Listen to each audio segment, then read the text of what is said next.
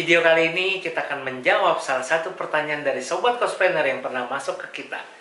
Bagaimana sih caranya kita bersaing dengan apartemen yang saat ini sewanya itu mirip dengan properti kos? Sebelum menjawab pertanyaan ini, tentunya saya ingin Sobat Cospreneur juga memahami terlebih dahulu perbedaan antara apartemen dengan bisnis kos, sehingga Anda memahami sebenarnya siapa segmen market maupun target audiens Anda. Yang pertama adalah Anda harus memahami bahwa di luar sana, berdasarkan riset yang kami dapatkan dari beberapa properti kos kita, masih banyak orang-orang yang tidak menyukai apartemen. Makanya penting sekali kita untuk memahami sebelum Anda menentukan di mana bisnis kos Anda akan bermain dan tipe grade apa yang Anda akan jalankan. Anda harus memahami terlebih dahulu segmen market apa sebenarnya yang akan Anda garap tentunya.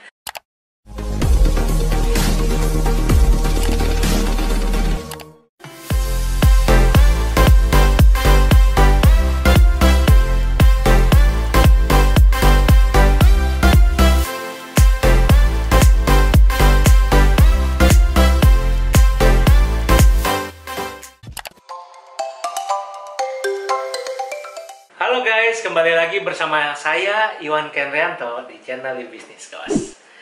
Di video kali ini kita akan menjawab salah satu pertanyaan dari Sobat Cospreneur yang pernah masuk ke kita. Bagaimana sih caranya kita bersaing dengan apartemen yang saat ini sewanya itu mirip dengan properti kos? Nah, sebelum menjawab pertanyaan ini, tentunya saya ingin Sobat Cospreneur juga memahami terlebih dahulu perbedaan antara apartemen dengan bisnis kos, sehingga Anda memahami sebenarnya siapa segmen market maupun target audiens Anda.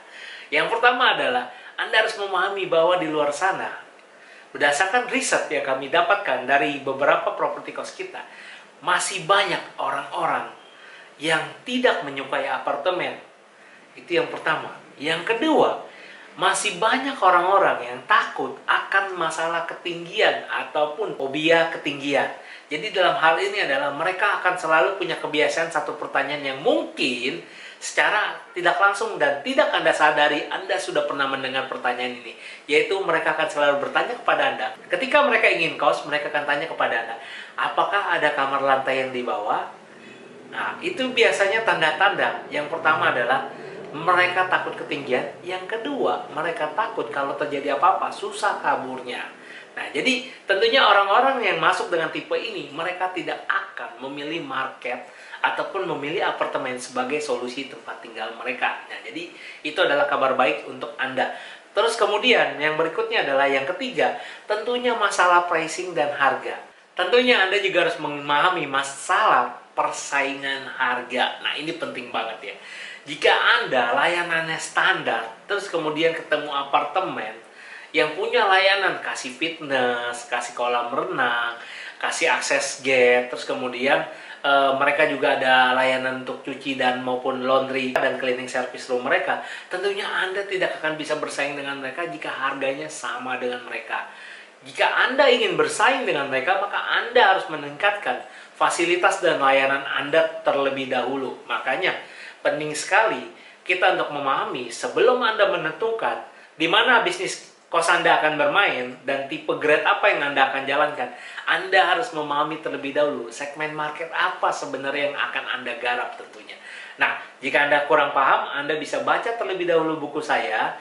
Nanti di situ kita akan membahas secara garis besar seperti apa grade-grade tipe kos dan tentunya market yang akan Anda garap. Dan selain itu, jika Anda tertarik untuk mempelajari lebih dalam, Anda bisa bergabung di KSC Community sehingga Anda akan mendalami hal tersebut dengan 2 hari workshop dan tentunya 1 hari praktek lapangan dengan visit kos yang berjalan dan praktek membeli properti kos yang akan saya pandu secara langsung. Nah, Sobat Cospreneur, setelah Anda mengetahui ketiga hal tersebut, nah Anda baru mulai mereview kembali.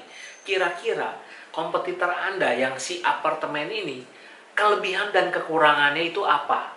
Nah, setelah Anda mengetahui, Anda bikin seperti chart dari Excel, kira-kira dari semua kelebihan maupun kekurangan itu, Anda itu punya berapa poin dari yang mereka punya. Nah, ini yang biasa kita lakukan sebagai salah satu bentuk analisa kita ketika kita ingin mengakuisisi properti ataupun mengelola sebuah properti kos milik klien kita. Nah, jadi dari situlah kita akan mencoba melihat kalau ada mereka kelebihannya tidak bisa kita kejar, maka kita akan mengisi kekurangan mereka sebagai kelebihan dari bisnis property cost kita. Nah, mungkin beberapa dari sobat cost planner masih mengalami, saya sudah melakukan hal tersebut, tetapi kayaknya kurang efektif Pak Iwan. Nah, kemungkinan menurut saya, Anda salah memilih target market audiensnya. Jadi bisa ada dua langkah, yaitu yang pertama Anda melakukan perubahan grade cost-nya, yang kedua Anda upgrade cost Anda. Nah, jadi mana yang lebih baik dan tentunya menyesuaikan kembali kepada budget Anda. Nah, semoga tips ini bisa menjawab pertanyaan dari sobat cost planner yang sudah masuk dan tentunya bisa bermanfaat bagi Anda. Ketika Anda menemui kompetitor dengan kelas apartemen, tentunya Anda tidak akan pesimis dalam menjalankan bisnis property cost. Karena saya pribadi juga ada beberapa unit property cost yang memiliki dan dikelilingi oleh apartemen dan hampir saat ini kami masih full terisi. Saya Iwan Kenrianto, jangan lupa sobat cost planner untuk subscribe dan support channel ini sehingga kami bisa terus mengedukasi bisnis property cost kepada masyarakat lebih luas. See you!